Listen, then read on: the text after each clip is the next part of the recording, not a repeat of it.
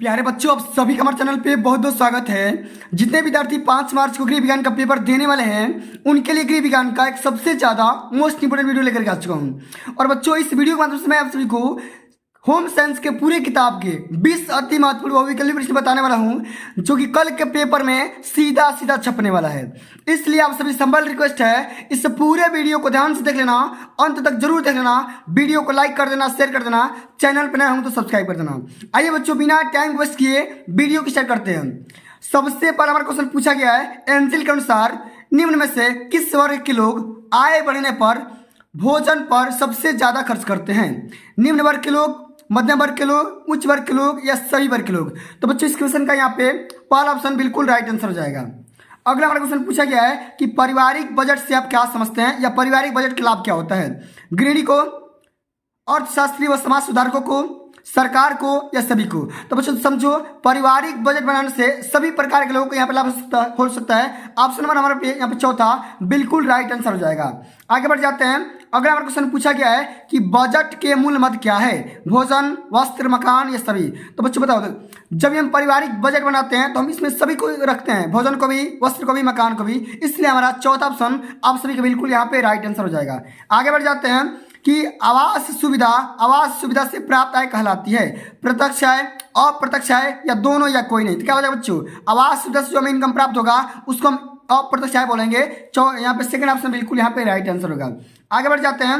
अगला हमारा क्वेश्चन ये पूछा जा रहा है बच्चा कि बचत खाता बैंक में खोला जा सकता है 10 रुपये से, 50 रुपये से, 100 रुपये से या 500 रुपये से? तो बच्चों सेविंग बैंक में हम क्या करेंगे बच्चों? 500 रुपये से खाता खोल सकते हैं। चौथा ऑप्शन आप सभी का बिल्कुल यहाँ पर राइट आंसर हो जाएगा। ओके, चलिए आगे बढ़ जाते हैं। अगला हमारा क्वेश्चन पूछा गया, ध्यान से देखना मेरी बात को, ध्यान सुनना मेरी बात को, कि निम्न में से कौन सा चेक सबसे सुरक्षित चेक माना जाता है? वाहक चेक, क्रॉस चेक, दोनों या कोई नहीं? तो सबसे सेफ चेक क्रॉस चेक माना जाता है। यहाँ पर सेकंड ऑप्शन आप सभी का बिल्कुल राइट आंसर हो जाएगा।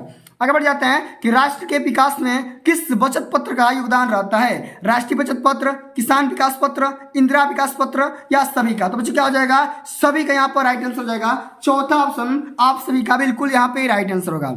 आगे देखते हैं कि 5 वर्षीय डाकघर आवर्ती जमा योजना आरंभ हुई, कब हुई थी? इसका डेट बताना है। एक क्या हो जाएगा बच्चों? जनवरी, फरवरी, मार्च, अप्रैल? क्या हो जाएगा? 1 अप्रैल 1970 को। क्या हो जाएगा बच्चों? 1 अप्रैल 1970 को हो जाएगा। क्या हो जाएगा? 1 अप्रैल 1970 को। इस बात को याद रखना। चलिए बच्चों आगे बढ़ जाते हैं। अगला हमारा क्वेश्चन पूछा जा रहा है कि निम्न में से कौन सी गैस जलने में सहायता प्रदान करती है? Nitrogen gas, CO2 gas, oxygen gas या ओजोन गैस? बच्चों एक बात ध्यान से समझो, ओजोन जो गैस, सॉरी यहाँ पे ऑक्सीजन जो गैस होती है ना, ये खुद जलती नहीं है भाई साहब, ये जलती नहीं है, ये जलने में सहायता प्रदान करती है। क्या हो जाएगा? यहाँ पर तीसरा ऑप्शन आप सभी का बिल्कुल यहाँ पे राइट आंसर हो जाएगा। आगे बढ़ जाते हैं।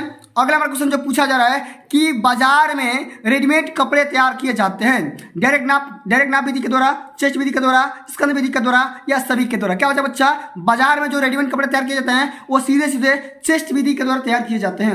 आगे बढ़ जाते हैं।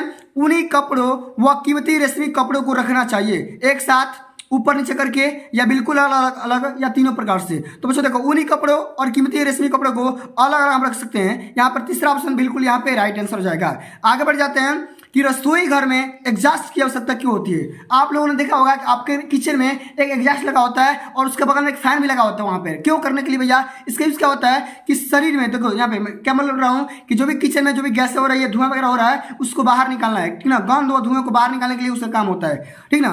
अब देखो अगर हमारा क्वेश्चन पूछा गया है कि तलने की विधि क्या है? गहरी, उथली, शुष्क या तीनों? तो बच्चों तलने की जो विधि होती है ना, यहाँ पे तीनों हो जाएगी, गहरी भी होगी, उथली भी होगी और शुष्क भी हो जाएगी। तीनों ऑप्शन यहाँ पे बिल्कुल राइट आंसर हो जाएगा। अतिसार रोग में रोगी के शरीर में कमी हो जाती है प्रोटीन की, जल की, वसा की या कर्बोज की? तो अतिसार रोग में रोगी के शरीर में जल की कमी हो जाती है। इस बात को हमेशा याद रखना, कई बार पेपर में पूछा जा चुका है। अगला हमारा क्वेश्चन पूछा गया बच्चा कि अंश मेखला की ग्लिनाइड गुहा में कौन सी हड्डी पाई जाती है? प्रगंडिका, उर्विका, रेड अल्ला या प्रारूपी कोशिका? क्या हो जाएगा बच्चों? बताना राइट आंसर क्या होगा? जल्दी जल्दी कमेंट करके बताना। यहाँ पे क्या हो जाएगा बच्चा? ऑप्शन नंबर हमारा सेकंड बिल्कुल यहाँ पे राइट आंसर हो जाएगा। एक बार इसको चेकअप करना भाई, क्या इसका राइट आंसर होगा, मेरे कमेंट करके बता देना। आगे बच्चों बढ़ जाते हैं। अगला हमारा क्वेश्चन ये पूछा गया है, अस्थिभंग में अत्यधिक रक्तस्राव को रोकने में किस विधि का प्रयोग करते हैं? बर्फ लगाना, दबाव डालना, टूर्निकेट या किसी का भी नहीं। तो बच्चों हम क्या देखो, अस्थिभंग में जब अधिक ज़्यादा रक्तस्राव होगा, ब्लड ज़्यादा बहेगा, तो हम क्या बोलेंगे भैया, और टूर्निकेट का इस्तेमाल करेंगे। यहाँ पर तीसरा ऑप्शन बिल्कुल यहाँ पे राइट आंसर हो जाएगा। आगे बढ़ जाते हैं। अगला हमारा क्वेश्चन ये पूछा जा रहा है कि हृदय से अशुद्ध रक्त फेफड़े में कौन सी रक्त नलिका ले जाती है? बच्चा बताओ, हृदय से अशुद्ध रक्त फेफड़े में कौन सी रक्त नलिका ले जाती है? फुफ्फुस शिरा या फुफ्फुस धमनी या दोनों या कोई नहीं? तो बच्चों देखो, ये जो काम करते हैं ना, फुफ्फुस धमनी काम करना होता है भाई, धमनी काम करना होता है ब्लड को एक स्थान से दूसरे स्थान पहुंचाने में, ठीक ना। आगे बढ़ जाते हैं कि जुकाम, ठीक ना, लिखा गया है कि जुकाम के रोगी को बफारा क्यों लेनी चाहिए? समझते हैं भाई क्या होगा राइट आंसर, कि नाक व गला साफ करने के लिए, टांसिल को ठीक करने के लिए, या सिर दर्द के लिए, या कफ निकालने के लिए। क्या होगा बच्चा? नाक व गला साफ करने के लिए हम क्या करते हैं? बफारा लेते रहते हैं। आगे बढ़ जाते हैं। 8 से लेकर के 14 वर्ष की उम्र में नाड़ी का स्पीड कितना होता है बच्चा? अभी मैंने जस्ट आपको बताया था पिछले वाले वीडियो में 80 से लेकर के 90 तक हो जाएगा। सेकेंड ऑप्शन आप सभी का बिल्कुल यहाँ पर राइट आंसर हो जाएगा। आगे बढ़ जाते हैं। 1 डिग्री फ़ारेनहाइट, 1 डिग्री फ़ारेनहाइट तापमान बढ़ने से नाड़ी की गति कितना बार बढ़ जाता है? 5 बार, 10 बार, 15 बार या 20 बार? क्या होता है बच्चों? 10 बार बढ़ जाएगा।